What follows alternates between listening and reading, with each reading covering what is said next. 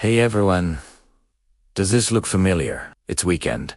You've got 2 whole days off, but you're already feeling drained. You spend hours scrolling, maybe run a few errands, and by Sunday night, you're hit with that dreaded feeling. You're more exhausted than you were on Friday, and you feel like you need a vacation from your weekend. If you're stuck in that cycle, trust me, you are not alone. But what if we could flip the script? What if your weekend could actually leave you feeling refreshed, recharged, and genuinely inspired for the week ahead? Welcome to the modern weekend reset. It is time to ditch the pressure to be productive 24/7 and the endless doom scrolling that leaves us feeling empty. We, as Gen Z, are constantly juggling our digital lives with the need for real-world restoration. And it's a tough balance. So let's create a new vision for our weekends. One that's not about doing more, but about feeling more. Let's start with the morning. Imagine waking up naturally, without the blare of an alarm. Instead of immediately grabbing your phone, you take a moment for some gentle movement. Maybe a few simple stretches by the window, feeling the morning sun on your skin. This isn't about a hardcore workout. It's about connecting with your body and setting a calm intention for the day. Now for the real game changer, the digital detox hour. Just 1 hour. Keep your phone in another room while you make breakfast. This simple act can radically transform your energy for the rest of the day. It gives your mind the space it needs to wake up without being bombarded by notifications, emails, and the curated perfection of social media. And speaking of breakfast, let's nourish our bodies to calm our minds. Think simple and healthy. Maybe some avocado toast with everything bagel seasoning, a colorful smoothie bowl, or just a warm cup of tea.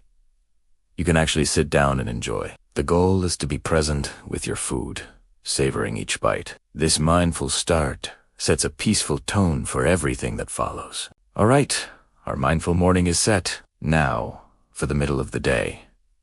This is where we explore and grow. It's time to look beyond the usual spots like the mall or the same old coffee shop. Think about discovering local gems in your own city. Have you ever explored that little independent bookstore? Checked out a farmer's market? Or found a hidden nature trail just a short drive away? This is also the perfect time to tap into creative outlets that genuinely recharge your spirit, not just pass the time. Maybe it's painting, playing an instrument, trying out a new recipe, or even some gardening. The key is to choose a hobby that makes you lose track of time, something that fills you with a sense of accomplishment and joy, without any pressure to be perfect. And what about learning just for the fun of it? Not for a grade, not for your resume, but purely for your own curiosity. You could listen to a fascinating podcast on a topic you know nothing about, watch a documentary that sparks a new interest, or even take a free online mini-course in something like photography or creative writing. It's about expanding your mind in a low-stakes, enjoyable way. As the afternoon light starts to soften, it's time for our intentional wind-down. This is all about connection over consumption. Instead of just another night out, how about planning a meaningful interaction? This could be a deep conversation with a friend over coffee, a game night with family, or even volunteering for a cause you care about. It's about quality time that feeds the soul. Then, as evening approaches, create your own sensory escape.